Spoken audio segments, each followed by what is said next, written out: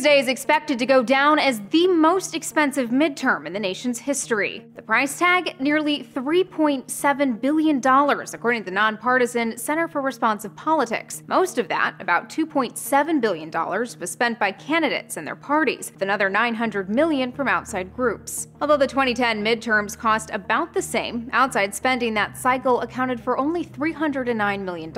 Now, with PACs and super PACs an entrenched part of campaign finance, outside spending is at record highs. And it's played a big role in North Carolina, in the matchup between Democratic Senator Kay Hagan and a Republican challenger, Tom Tillis. Total spending easily passed the $100 million mark. And Senate races in other key states aren't far behind. A handful of races will decide who controls the Senate and could give Republicans control of both chambers. As in previous elections, Republican candidates, their party committees, and outside groups have raised more than their Democratic counterparts. But among individuals writing massive checks this year, there's been a shift. The Sunlight Foundation reports 3 of the 5 biggest donors are liberal billionaires. None of these numbers, however, take into account unreported campaign cash, which the Center for Responsive Politics estimates is well over $100 million this year. Thanks to the Supreme Court's ruling in the 2010 Citizens United case, politically oriented nonprofits can raise and spend unlimited amounts of money without disclosing their finances to the Federal Election Commission. By law, these groups are supposed to operate independently of the candidates and their parties,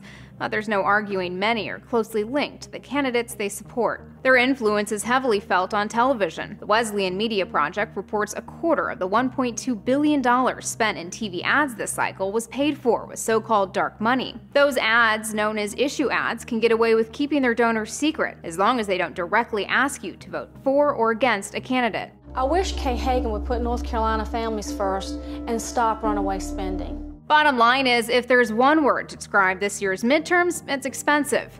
But will the surge in spending make a difference? A recent survey from NBC and the Wall Street Journal suggests political ads and get-out-the-vote efforts might have fallen on deaf ears. Unlike in previous years, public interest in this year's midterm actually fell as Election Day drew closer. For Newsy, I'm Elizabeth Hagedorn, multiple sources, a broader view.